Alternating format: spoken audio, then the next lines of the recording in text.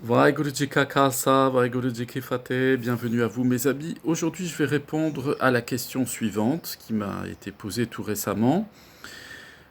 Puisque tout est l'expression de la volonté de Dieu, qu'en est-il de notre libre arbitre?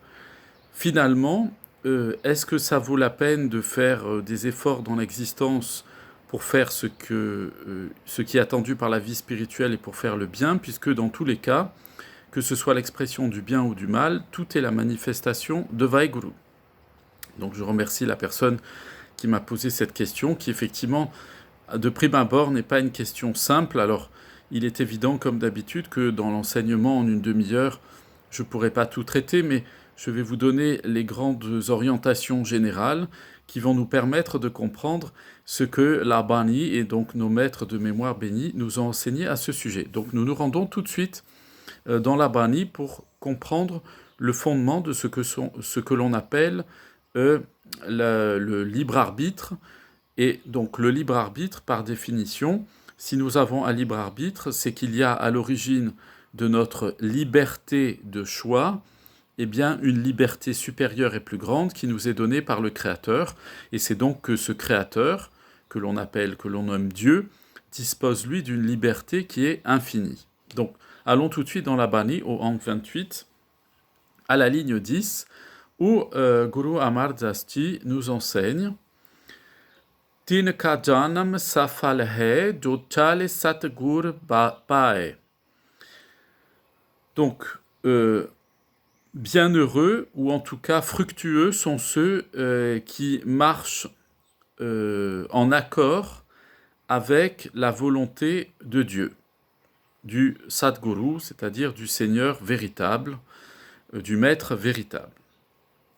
Donc, ici, la Bani nous dit très clairement que pour un être humain, il y a une notion importante dans la vie spirituelle qui est son harmonisation, ou l'harmonisation plus précisément de sa volonté avec la volonté, le projet, la volonté du Créateur.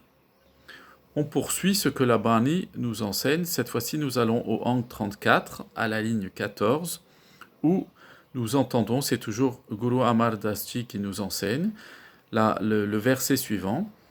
Satgur Kabana Manlai Vichau Ap Gavai. Donc, j'accepterai la volonté du Sadguru, du Seigneur véritable, et j'éradiquerai à l'intérieur de moi, j'éradiquerai en moi l'égoïsme, l'attachement à moi-même. Donc, là encore, Guru Amar Das Ji nous enseigne que, eh bien, il y a une connexion à établir entre ce que nous voulons et ce que veut le Seigneur suprême. Et la volonté du Seigneur suprême, du Seigneur Vaheguru, elle s'est manifestée au travers de l'enseignement de nos 10 maîtres de mémoire bénis, et aujourd'hui complètement révélée et accessible à nous tous sous la forme de notre 11e maître, le Shri Guru Granth Sahib Ji Maharaj. Poursuivons ce que la Bani nous dit encore au sujet de ce lien entre notre volonté et la volonté de Dieu. Nous allons cette fois-ci au Ang 41, à la ligne 6, et c'est Guru Ram Das Ji qui nous enseigne. Johare prab pana sotiyature likiya namete koe. C'est-à-dire, toutes les choses surviennent selon la volonté de Dieu, du Seigneur Dieu. Personne ne peut échapper à la prédestination divine. Donc, que nous enseigne cette Bani-là, Guru Ram Das Ji nous dit qu'en fait, toutes les choses sont écrites, c'est-à-dire que il n'y a rien qui se passe dans notre existence qui ne soit pas la volonté, l'expression de la volonté du Seigneur suprême. Donc, mes amis, c'est très important de retenir ça. Pourquoi ? Parce que d'abord, c'est, d'un point de vue spirituel, une véritable source de consolation que de savoir que tout ce que nous vivons, que ce soit agréable ou que ce soit désagréable, alors bien entendu on préfère vivre des choses agréables, hein, et c'est bien normal d'ailleurs, parce que quelqu'un qui aimerait vivre des choses désagréables tout le temps, ça voudrait dire que c'est quelqu'un qui a des tendances masochistes, qui veut souffrir. Donc ça c'est un trouble psychique, ça veut dire qu'on va pas bien, qu'on a un problème. Mais de manière générale, nous devons regarder notre existence et les événements qui arrivent dans notre existence comme étant l'expression de la volonté divine, et non pas comme quelque chose qui est vécu comme une adversité totalement extérieure à notre histoire et totalement extérieure à notre personne. Qu'est-ce que je veux dire par là? C'est que l'Abani veut nous enseigner que le parcours d'une vie humaine, eh bien, il est jonché à la fois de rencontres qui vont être positives, de rencontres qui seront négatives, d'événements qui vont venir nous structurer, d'autres événements qui vont venir nous déstructurer, mais également de circonstances favorables et de circonstances défavorables. Nous faisons tous, mes amis, vous et moi, au quotidien, au long du temps qui passe et des années qui se suivent, eh bien, des expériences de toutes sortes et dans des domaines, des variations qui vont du très agréable au très désagréable, qui nous font aller d'éprouver du plaisir au déplaisir, qui nous font éprouver du bonheur à la tristesse, au malheur, et inversement, du malheur au bonheur, de la tristesse à la joie, et ainsi de suite. Donc, toutes ces variations-là, la Bani nous explique qu'elles appartiennent au monde de la dualité. Pourquoi? Parce qu'elles appartiennent au monde du cycle permanent, du changement, de l'impermanence des choses. Parce que les émotions, les circonstances, les relations que nous avons avec les personnes ne sont pas des choses qui sont durables. Hein, là, on fait l'expérience, par exemple, que quand on aime quelqu'un, que ce soit son conjoint, ses enfants, ses parents ou ses amis, eh bien, aucun d'entre eux n'est durable. Personne ne peut retenir éternellement auprès de soi la présence de quelqu'un qu'il aime. Et c'est la même chose d'ailleurs avec les personnes qui nous font du mal et qui sont mauvaises avec nous. Elles ne durent pas plus longtemps que celles qui nous font du bien et qui nous aiment. Donc, nous assistons, la Bani nous dit, à une sorte de théâtre de marionnettes. Elle le dit elle l'enseigne, nos maîtres de mémoire bénis l'enseignent à plusieurs reprises. Nous sommes, quand nous sommes sur Terre, dans une sorte de grand théâtre général où chacun joue son rôle, joue sa partie, joue sa pièce, et que, évidemment, il ne fait que, pour chacun, entrer, passer sur la scène du théâtre qui est la vie humaine, pour repartir aussitôt, changer de forme, et ainsi de suite. Donc, ici, Guru Ram Das Ji nous dit qu'il faut observer l'existence comme étant, en tout point, l'expression de la volonté du Seigneur Vaheguru. Et il nous précise bien que dans ce domaine-là, on n'a pas de Turilikiyan Ametekoe, c'est que on n'a pas de possibilité d'échapper à cette scène de théâtre telle qu'elle est écrite. Autrement dit, nous sommes un peu comme des comédiens qui vont devoir jouer une pièce de théâtre qu'ils n'ont pas écrite et qui, pour la jouer le mieux possible, pour être en harmonie avec le personnage qu'ils doivent incarner et les scènes qu'ils doivent représenter et jouer, eh bien doivent se mettre en conformité avec l'écriture de la pièce telle qu'elle a été rédigée par son auteur. Donc je prends cette comparaison parce que c'est celle qui revient relativement fréquemment dans la Bani, qui est un moyen, c'est une métaphore bien entendu, c'est une image, hein, pour nous faire comprendre que là où nous sommes dans l'existence, nous avons un rôle à jouer, c'est-à-dire que la famille dans laquelle le Seigneur Vaheguru nous a fait naître, nous incarner, les amis que nous avons, les relations que nous avons, comme je vous disais, qu'elles soient d'ailleurs positives ou négatives, peu importe. Eh bien, toutes ces choses-là appartiennent à un ensemble plus général que l'on appelle la prédestination, c'est-à-dire le fait que la prédestination, qu'est-ce que c'est? C'est l'expression de la volonté de Dieu sur l'ensemble de ses créatures, de sa création, c'est-à-dire c'est l'expression de son autorité créatrice. Poursuivons, et puis je vais revenir sur des détails précis au niveau étymologique dans les versets que nous venons d'entendre. Au Ang 56, à la ligne 3, Guru Nanak Dev Ji nous dit Pirpa ve sukpaye jaape nadar karai. C'est-à-dire, tel que cela plaît à la volonté de notre Dieu qui est comme notre époux, ainsi la paix est-elle obtenue.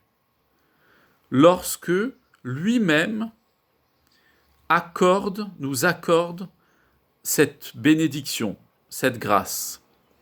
Autrement dit, Guru Nanak Dev Ji nous dit que, eh bien, le fait d'obtenir la réalisation de notre vie spirituelle, ce n'est pas absolument notre fait, c'est-à-dire que nous ne sommes pas propriétaires, maîtres du fait de réaliser, d'atteindre le but de notre vie spirituelle, mais c'est le Seigneur suprême lui-même, c'est Vaheguru lui-même, qui peut nous accorder la prédestination, la destinée de connaître la mukti, la libération spirituelle, dès ce monde et au-delà. Donc, et Guru Nanak Dev Ji nous dit ici qu'il faut bien avoir en tête que rien ne nous appartient. L'illusion que nous avons de la maîtrise de notre existence par l'exercice de notre volonté propre, c'est-à-dire je veux aller à Paris, je prends ma voiture ou le train et je me rends à Paris, je veux m'habiller en rouge, en vert ou en jaune, eh bien je vais dans un magasin et je m'achète ce qui est de la couleur que je veux porter, et ainsi de suite. Ces petits choix que nous faisons tout au long de notre vie et tout au long des jours qui passent, nous donnent l'illusion que nous tenons en main, que nous avons en main la maîtrise de notre existence. Mais Guru Nanak Dev Ji, nous venons de l'entendre à présent, nous dit que ce n'est absolument pas ça. Si nous obtenons quelque chose, par le fait que notre volonté l'a souhaité, c'est parce que c'est inscrit dans notre destinée et que, avant même que nous le voulions, c'est Vaheguru qui l'a voulu à l'intérieur de nous, qui s'est exprimé au travers de notre volonté pour nous conduire sur le chemin qui sera le plus propice à notre libération spirituelle. Nous voyons au Ang 59 à la ligne 2, Guru Nanak Dev Ji nous enseigne Karkamave Sach Kelaha Mele Rajae, c'est-à-dire ceux qui mettent en pratique le réel, qu'on traduira par la vérité, eh bien, remportent les profits. Ils remportent la mise. Parce que ils se tiennent dans la volonté de Dieu. Donc, Guru Nanak Dev Ji nous dit, mes amis, dans la vie spirituelle, eh bien, il y a deux catégories de personnes. Il y a la catégorie des personnes qui pensent que par la force de leur volonté, elles vont pouvoir se libérer spirituellement. Ça, on l'a vu au cours des âges qui ont précédé le Kal Yuga, notamment dans le Tetra Yuga, qui est l'âge qui est juste la période qui a précédé le Kal Yuga dans lequel nous sommes, nous, aujourd'hui, depuis plus de 2000 ans. Eh bien, dans cette période-là, il y avait notamment toute la tradition de l'ascétisme chez les yogis, où, dans les courants yogiques, il était question par des exercices, c'est-à-dire par la discipline de faire qu'imposait la volonté à la fois au corps et au mental, de se libérer soi-même spirituellement. Mais ça, Guru Nanak Dev Ji nous dit, ça ne fonctionne plus dans le Kal Yuga. Dans le Kal Yuga, nous nous apercevons tous que notre volonté, elle est très faible. Mes amis, nous faisons tous l'expérience que nous prenons des résolutions pour changer quelque chose dans notre vie et que la résolution, elle ne tient pas longtemps. Par exemple, on a pris du poids, on a grossi, alors on décide de faire un régime. On commence à faire un régime un jour, 48 heures après, c'est terminé. On va se retrouver devant un sabji, on craque et c'est terminé. Voilà, c'est fini. La bonne résolution, manger des légumes frais, eh bien ça va tomber complètement à l'eau, si je puis dire, et on va retourner à une alimentation beaucoup plus grasse qui n'est pas bonne pour nous. Regardez en début d'année, mes amis, en début d'année civile au 1er janvier, tous les gens qui nous entourent nous disent « ça y est, c'est le 1er janvier, j'ai pris des résolutions », c'est-à-dire ils montrent qu'ils vont exercer leur volonté, leur libre arbitre. Je prends la décision d'arrêter de fumer, je prends la décision d'aller faire du sport, je prends la décision d'arrêter de boire, je prends la décision d'arrêter d'aller au restaurant sans arrêt, je prends la décision d'arrêter de jouer aux jeux de hasard et toutes ces choses-là. Oui, c'est très bien. Ça dure jusqu'au 1er janvier à 19h. Puis après, le lendemain, le 2 janvier, c'est terminé. Tout est perdu, tout est oublié. Je m'amuse toujours de ça parce que je vais vous raconter une petite anecdote. J'ai une de mes connaissances amicales qui est depuis de très nombreuses années est propriétaire d'un club de fitness, donc vous savez, de musculation. Bon, il me dit que quand arrive le 1er janvier, les inscriptions c'est souvent au mois de septembre, avec la rentrée scolaire, les gens veulent se trouver une activité sportive. Mais il me dit que le pic des inscriptions dans sa salle de sport, c'est à partir du 2 janvier, la semaine du 1er janvier chaque année. Les gens, ils ont bien mangé, ils se sont remplis la panse, ils ont bu, ils ont fait la bamboula, tout ce que vous voulez. Ils se sentent tellement gonflés comme des baleines et lourds qu'ils se disent « ça y est, je prends la résolution, je vais m'inscrire au club de fitness et je vais avoir le corps des playboys et des pin-ups sur les magazines, bien entendu. » Alors évidemment, ça c'est leur libre arbitre qui va s'exercer. Leur libre arbitre, qu'est-ce que c'est ? Il va les faire aller jusqu'à la salle de sport pour faire le chèque et payer la cotisation pour l'année pour s'inscrire à raison de 1 heure ou 2 heures de fitness par jour. Eh bien, cet ami me dit qu'il a un maximum d'inscriptions la semaine du 1er janvier. Arrivé au 15 janvier, il lui reste même pas 5% des inscrits du 1er janvier. C'est-à-dire qu'entre le mouvement de notre libre arbitre, le mouvement de ce qu'on appelle notre volonté, entre le désir de notre volonté et la concrétisation, le fait d'atteindre l'objectif fixé par la volonté, eh bien, on s'aperçoit qu'il y a un abîme entre les deux, entre l'objectif et l'exercice de notre volonté. Ce qui nous montre bien d'ailleurs, et c'est ce que la Bani enseigne, que l'exercice de notre volonté chez nous, c'est quelque chose qui est illusoire. C'est une apparence. C'est une illusion.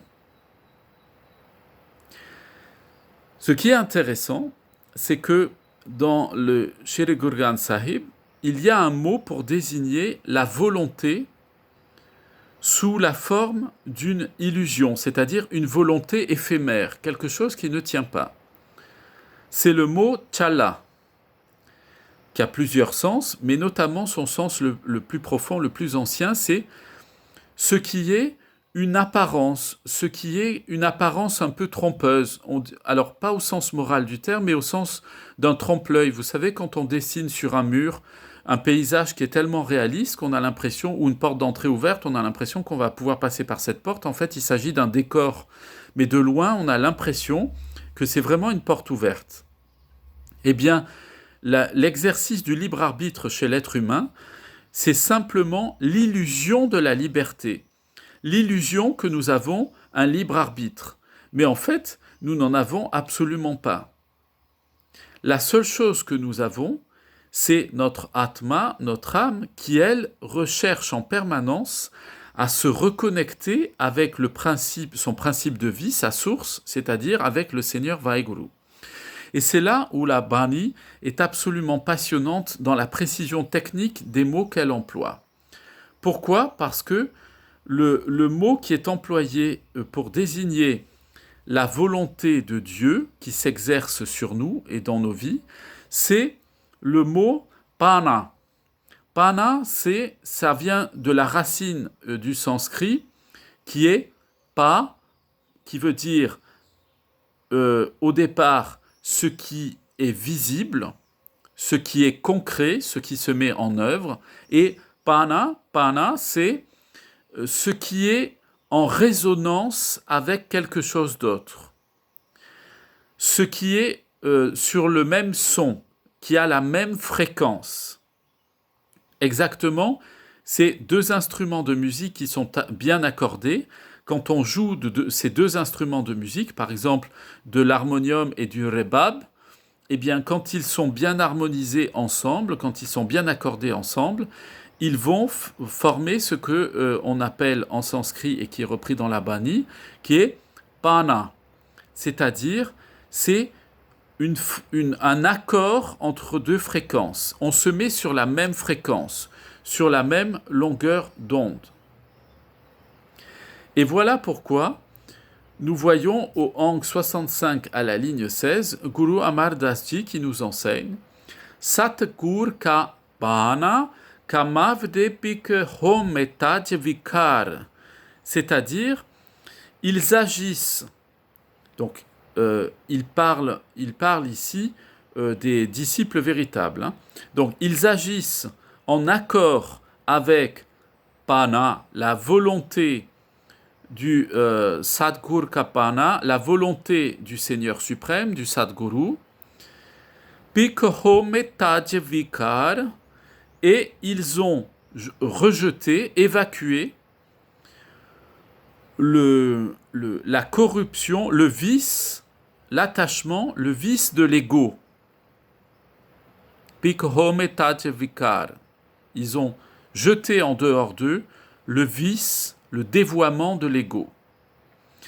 Donc Guru Amar Das Ji nous dit ici quelque chose qui est très important parce qu'il nous dit Satgur Kabhavna Kamavde.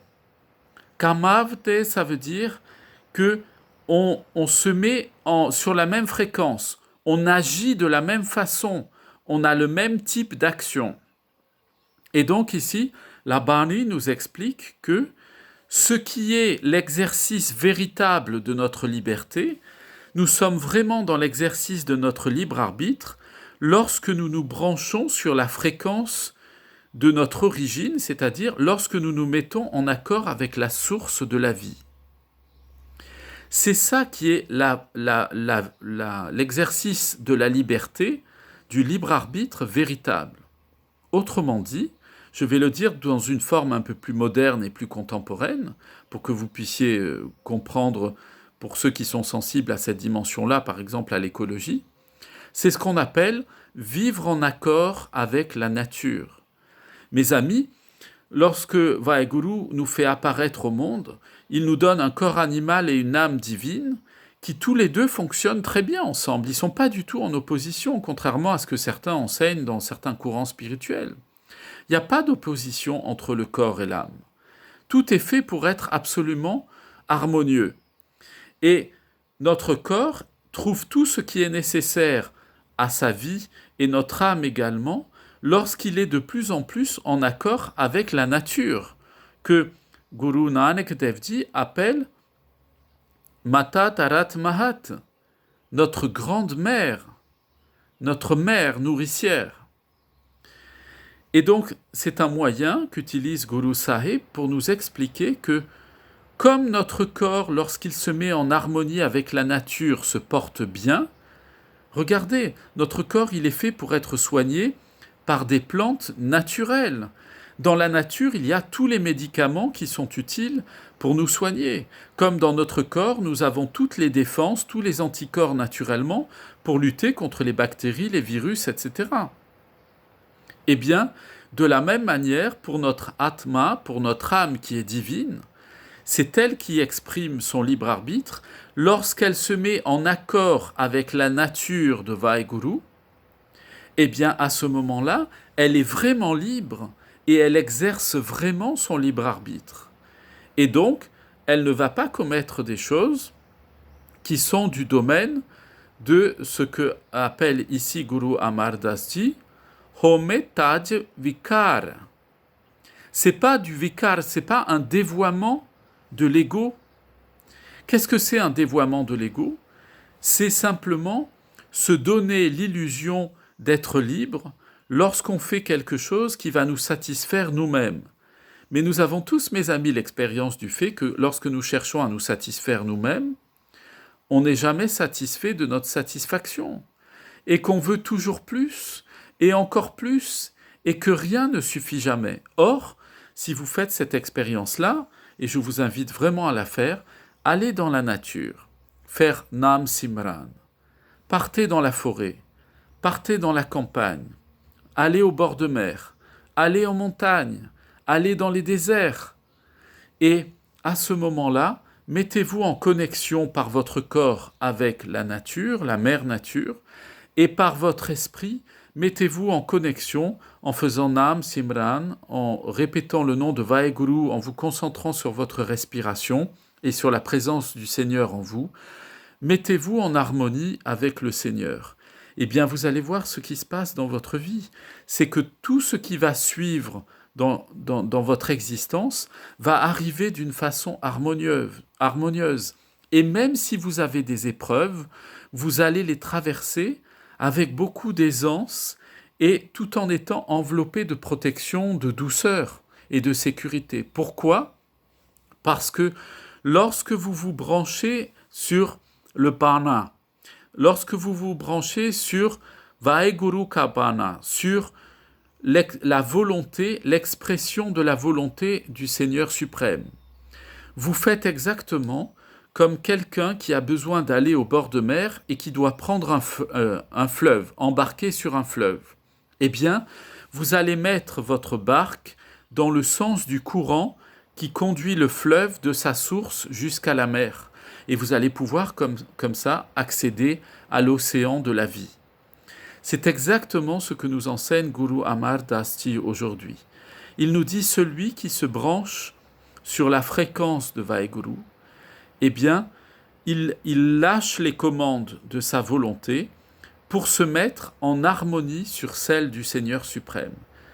Et ce qui va dire que lorsque vous allez faire des choix dans votre existence, étant donné que vous allez les faire dans le sens du courant divin, dans le sens du fleuve divin qui vous conduit à cet océan de bonheur, cet océan de félicité éternelle, eh bien à ce moment-là, vous n'avez plus de soucis à vous faire en disant « je veux ceci, je ne veux pas cela ». Tout ce qui va se présenter devant vous et que Vaheguru va mettre dans votre vie, vous allez percevoir au travers de ces événements, de ces personnes et de ces états expérimentaux d'émotions, de relations, etc. Vous allez non plus voir des personnes, des situations émotionnelles, des circonstances historiques ou quotidiennes, mais vous allez voir la manifestation du Bana, de la volonté du Seigneur suprême. Et donc, à ce moment-là, petit à petit, en vous, vous allez être libéré des attachements à vos désirs. Et ce sont ces attachements à vos désirs qui vous font souffrir en permanence. Pourquoi? Parce que votre libre arbitre, c'est ce qui vous fait prendre des décisions. Mais ces décisions, vous remarquerez que quand vous les prenez et que ça n'aboutit pas à ce que vous voulez comme résultat, eh bien ça vous met dans un mauvais état intérieur. Or, si vous connectez votre libre arbitre à la volonté, à la destinée que Vaheguru a voulu pour vous, à ce grand fleuve qui va vers la mer, comme ça, qui va vers l'océan, qui vous emmène vers l'océan de l'éternité, alors dès ce monde-là, mes amis, tout ce qui va aller dans le sens de l'expression de la volonté de Vaheguru sera aussi votre volonté, sera aussi l'expression de votre libre arbitre. À chaque fois que les événements viennent contrarier notre liberté de choisir, notre libre arbitre, c'est simplement pour venir nous rappeler que nous prenons des décisions qui nous attachent à notre home et qui nous mettent vraiment dans ce que la Bani, ce que Guru Amar Das Ji appelle le home taj vikar, vikar, le dévoiement dû à notre ego, à nos attachements. Et donc, dans ce cadre-là, le Seigneur Vaheguru, nous met dans des situations pour venir briser notre libre arbitre et nous faire retourner dans ce courant d'amour qui est l'acceptation de sa volonté, puisque tout est de toute façon fait pour notre bien et pour le bien de tous les univers qu'il a créés. Je vous souhaite à tous une excellente journée, plein de bénédictions sur vous, vos familles, vos amis, vos voisins et tous ceux que vous aimez. Je vous dis à très bientôt. Vaheguru Ji Ka Khalsa, Vaheguru Ji Ki Fateh.